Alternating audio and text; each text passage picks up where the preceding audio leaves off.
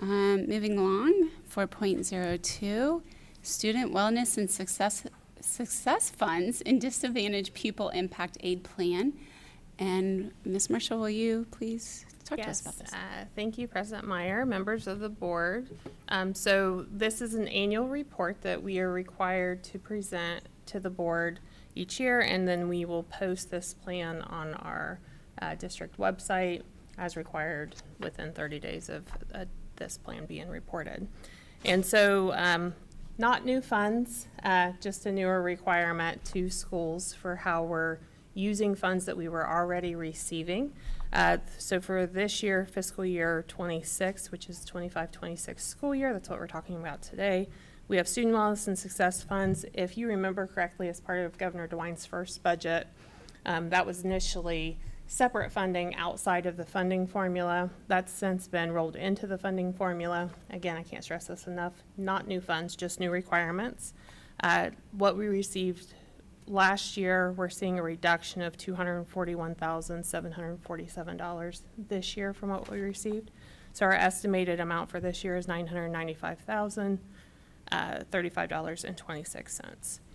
For our disadvantaged pupil impact aid, we're estimated to receive about $1,028,052, also being reduced by $22,872. And those reductions are really a result of our state share dropping as we've discussed multiple times over and over again. So that is a total reduction in funding for our district.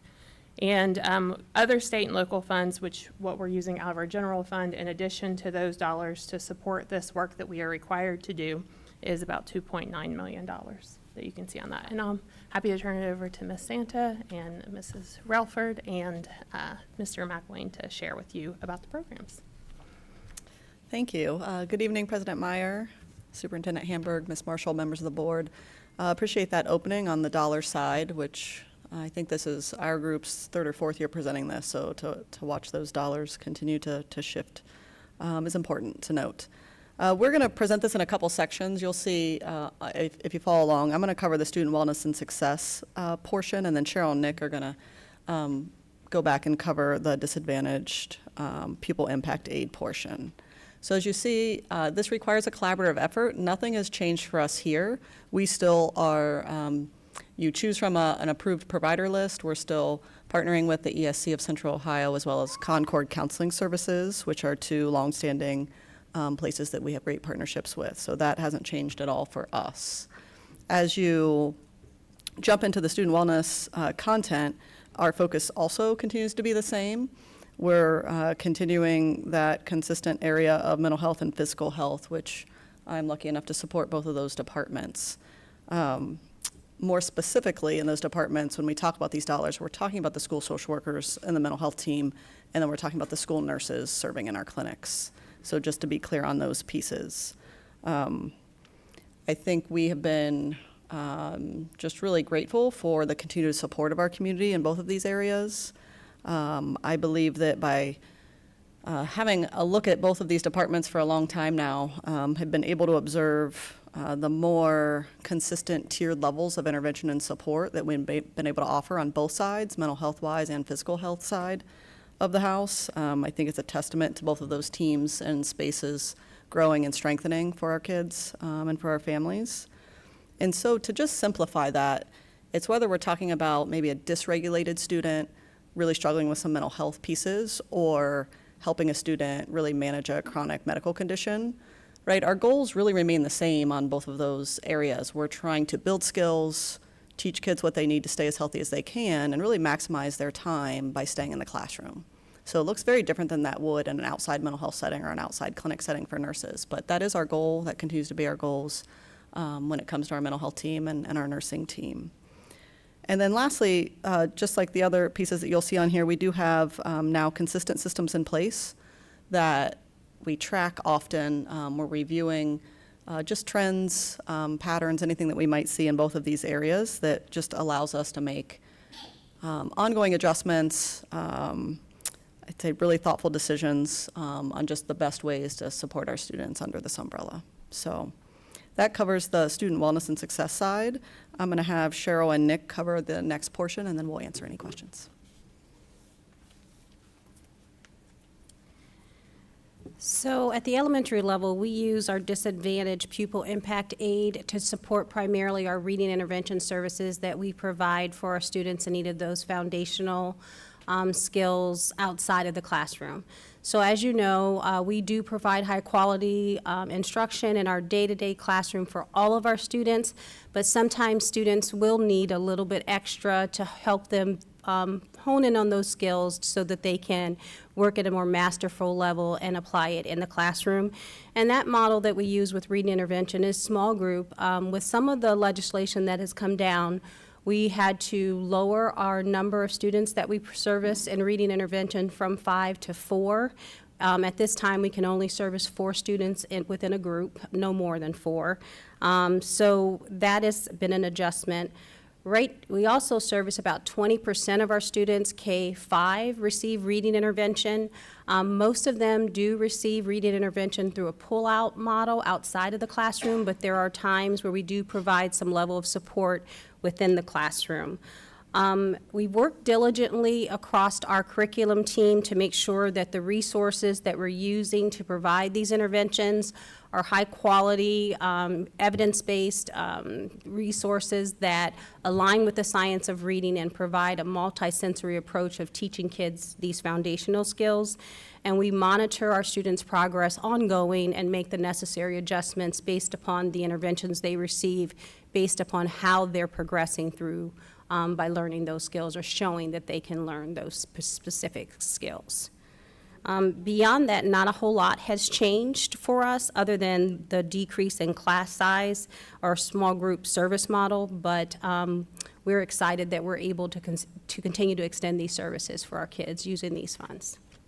And then Nick has the other portion of how we utilize them. Thank you, Cheryl. We are extremely blessed and thankful to be able to use these funds to offer our most at-risk students an opportunity to earn credits and not drop out of high school through our Educational Options for Success, or our EOS program. With this program, we aim to meet the educational needs of the students, but also support their social emotional well-being as well. Typically, the EOS program supports your upperclassmen students that are underaccredited, on the cusp or at risk of possibly dropping out of high school due to some of those educational struggles. Since the pandemic, as you know, we have definitely seen an increase in the mental health needs of our students as well. So not only working with our upperclassmen students, but also working with our underclassmen students that are dealing with the anxieties, the depression, and just all the noise that can kind of sometimes overwhelm them in a typical school setting, to give them another alternative to earn credits and get themselves on the right track and graduate within 4 years. Last year, we had about 200 kids utilize the EOS program, and we serviced them with their educational and social emotional needs. On average, the EOS program will account for about 10% of all Westerville City Schools graduates. We typically award anywhere around 450 credits each year, but last year we had an amazing year within the program, and we actually awarded over 580 credits to our students. This is the most credits that we have awarded since the 2018-2019 school year. So we had a lot of success with a lot of our students with the EOS program, with getting them back on track and awarding those credits. On the social emotional side of things as well, we do a pre-survey when students come into our program to see kind of what their thoughts and feelings are with school, and we collect those results, and then as a student leaves our program, we give them a post-survey and we compare those results. What we're hoping to see is that as we work and meet their social emotional needs, that we are increasing their positive aspects and thoughts and feelings around school while decreasing their negative thoughts as well. Last year within the program, we had 98% of our students have a positive and change in positive thoughts with school, while over 90% of our students had less anxieties, less fears, and less negative thoughts with school. So not only are we meeting their educational needs, but we're also meeting their social emotional needs as well. Throughout the program, we'll continue to track our graduation numbers and the students attaining credit and getting back on track. We'll also look at our social emotional needs as well through our survey to make sure that we are meeting the needs of our most at-risk students. And we cannot tell you how thankful we are and how grateful our families are that we serve to be able to have this option for them. Turn it back over to Ms. Marshall for any parting comments, and we'll take any questions. Again, just want to mention these aren't new dollars, but just the reporting is a new requirement. This is work that our teams have been doing for a long time to help support kids. And so that's all I have. Yep, thank you so much. I do have a question. Could you, in terms of percentage, clarify or let us better understand what percentage of our total student population is considered disadvantaged? So our, it's based on our economically disadvantaged numbers is what the calculation is, a portion of that, and it's about 43%. Actually, I think it might be a little bit higher this year, but last year was 43%. I think we're up to like 48% now. I just had a question for Ms. Relford. You had mentioned that we're now, I think I hear mandated to have 4 and not 5 in these groups. So tell me about the other students. I imagine they don't slip through the cracks. We have to figure out how we're servicing them. So can you walk us through what that looks like? So we get a little creative, and we worked really hard to make sure that our classroom teachers are well trained and prepared on how to deliver interventions within the classroom. We do understand that sometimes kids need a little bit more, so we try to get that high, top 10, 20% of the students receiving the more intensive reading intervention services. But within the legislation, when they implemented high dosage tutoring, one of the things that changed is that the group sizes had to be smaller. So we dropped from 5 to 4 students to meet that criteria. And that doesn't seem like a lot of students, but typically a reading intervention teacher has about 8 groups within the day. And so you're talking about 32 students receiving reading intervention services per caseload typically for one teacher, which was a decrease from 40 students on a caseload. We are providing, you oftentimes hear us talk about Tier 1, Tier 2, and Tier 3. Tier 3 is reading intervention. That's our most intensive reading services. Tier 2 are those reading intervention services that students receive by the classroom teacher within the classroom. And Tier 1 is that whole class instructional model that all kids get. So if a student is receiving Tier 2 or Tier 3, they're getting interventions on top of day-to-day instruction. And again, Tier 3 is the students of greatest need, in need of a lot more than what a typical kid would need at Tier 1.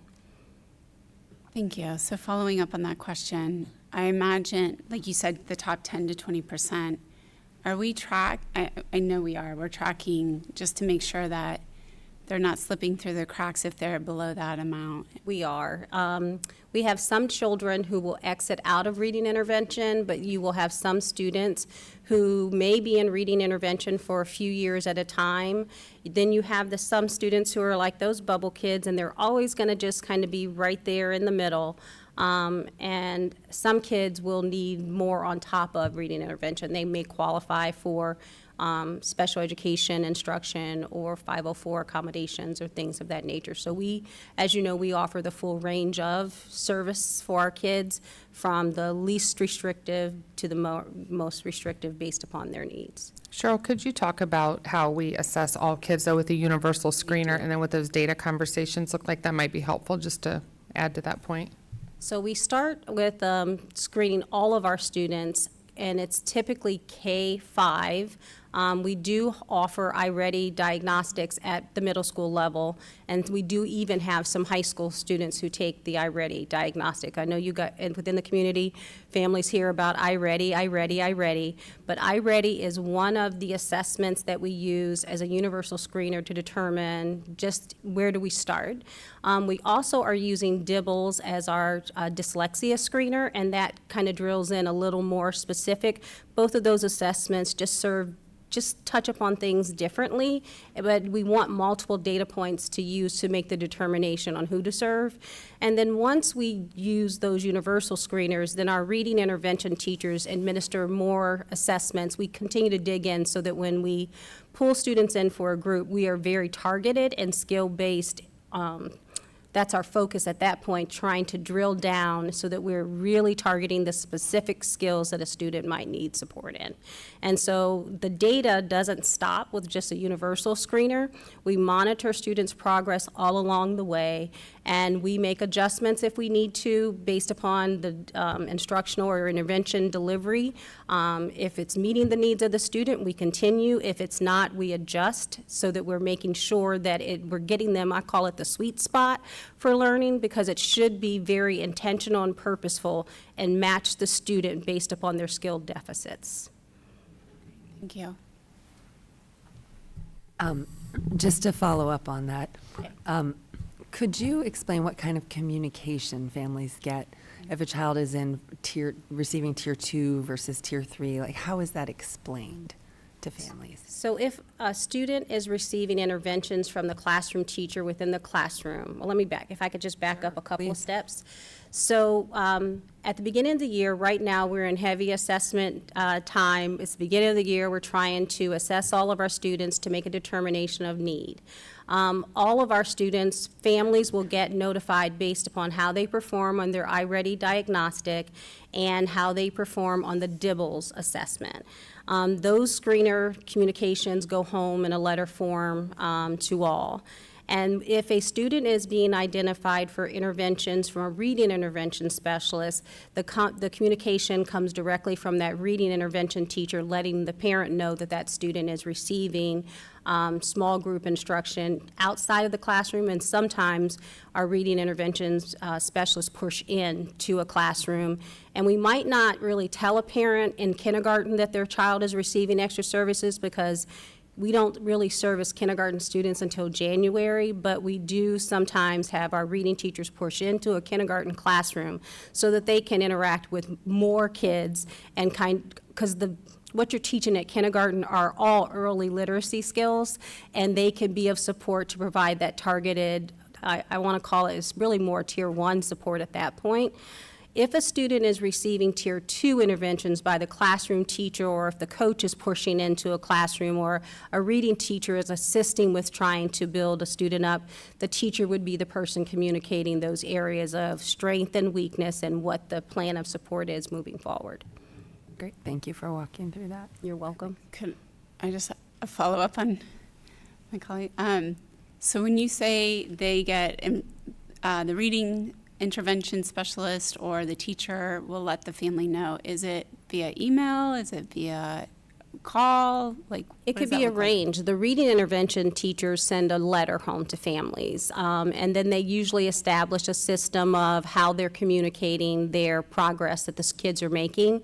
So that is usually done, when I think back to what I saw when I was a building principal, once you receive the letter that your child has been identified for those services, we provide, the reading specialist will give input, feedback to families, letting families know how the kids are progressing. And that can go via backpack mail in a folder, it could be an email, it could be a phone call, it could be a range of communication. For district communications as it pertains to iReady and the dyslexia screener, we do email some of those communications, but buildings often send home hard copies as well. And then if the classroom teacher is providing interventions, it might look like the teacher just communicating that, hey, I'm noticing that your child is having some area where we need to provide a little extra support, and this is how I'm going to do that. And that could be communicated via phone, email. It usually varies by teacher at that point because they're doing so many interventions within the classroom. Thank you. I have a question for you as well on the reading intervention. When kids are taken out of the classroom for additional reading intervention, when does that happen during the school day? So we try to identify those blocks of time where we're not disrupting their tier 1 instruction. And so often it will be during a center rotation model, so maybe they're pulled from some independent practice activity. We don't like to pull kids out of a classroom when they are with the classroom teacher receiving core instruction. We try to do it outside of those times. From K to 2, it's more of a center rotation time, so like they might get pulled from their computer-based interactive activity a few days out of the week, or they might get pulled from an independent station where they're doing something that they can complete at a different time. Grades 3, right now we are servicing grades 3, 4, and 5, but 4 and 5 is contingent upon what the students' needs are, but it's not. Our main core service model is grades 1 to 3 for the beginning of the year with some 4th and 5th graders. And then when we move into January, it's grades K to 5, but it's contingent upon greatest need at that point. Okay, thank you. Sorry, I just had one more too. I just have a piece on the staffing model. If we go back to that for just a minute. So we've gone from basically 1 to 5 to 1 to 4, right, for the ratio. I'm assuming that our needs are not decreasing proportionally. If anything, they're probably rising. So are we hiring additional staff for that? Are we do we have some staff who is underutilized? It's now being tapped into that, or additional teachers being trained? How are we going to fill that need, that unfunded need, if you will, about those additional teachers that will be required? I wish I could say we were doing more. We are making do with what we have, targeting the needs of the kids, the greatest need of kids based upon the data.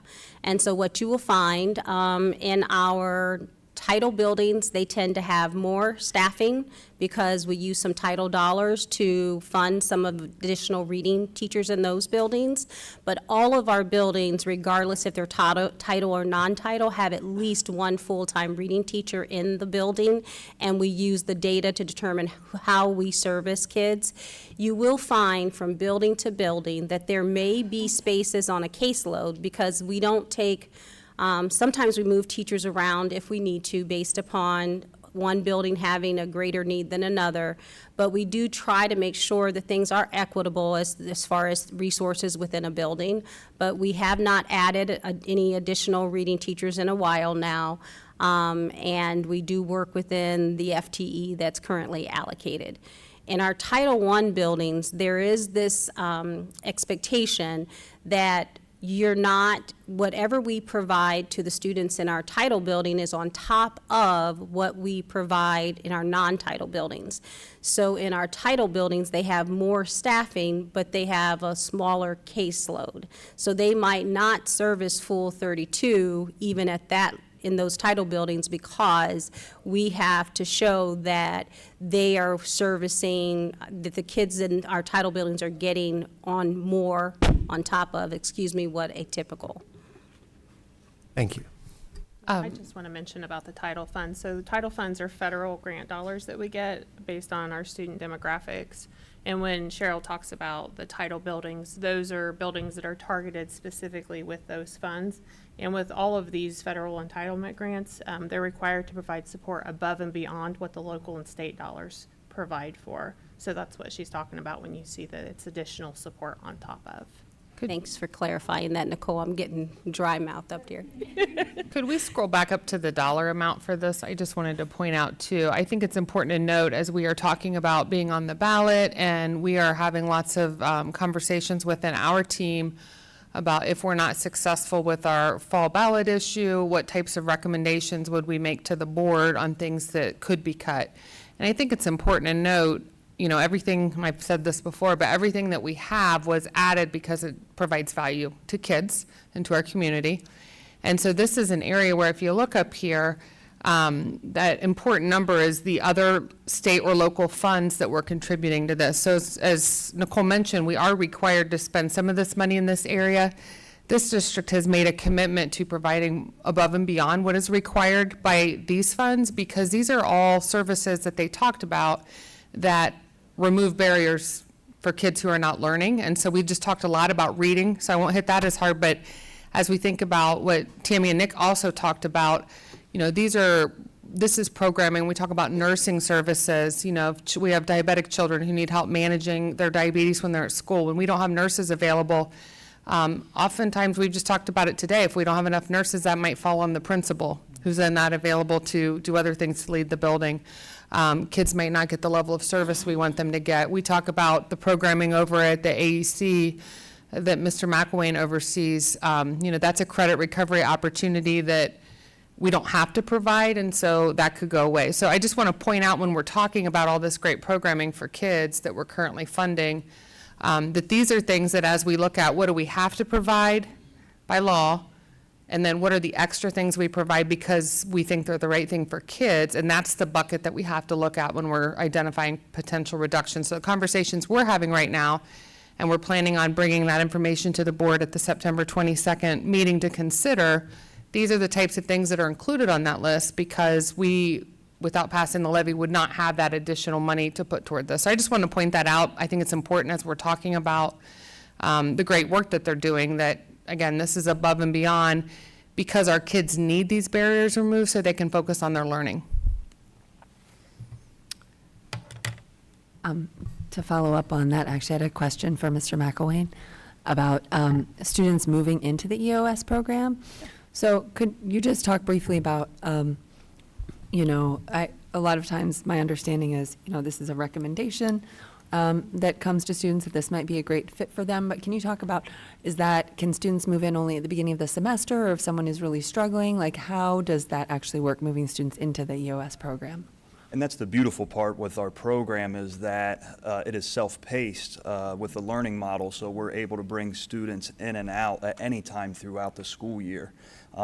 We'd love to be able to bump out a wall and move out towards Electric Avenue and offer more to our students, because there is a need for that. We have a wait list in all 3 high schools of students wanting and waiting for that opportunity. So anytime a student is recommended, obviously they go on that wait list. We try to get those students that are seniors, work with those upperclassmen, but those underclassmen that are really struggling and really in a bad spot, we're going to try to make and work to get them in there the best that we can.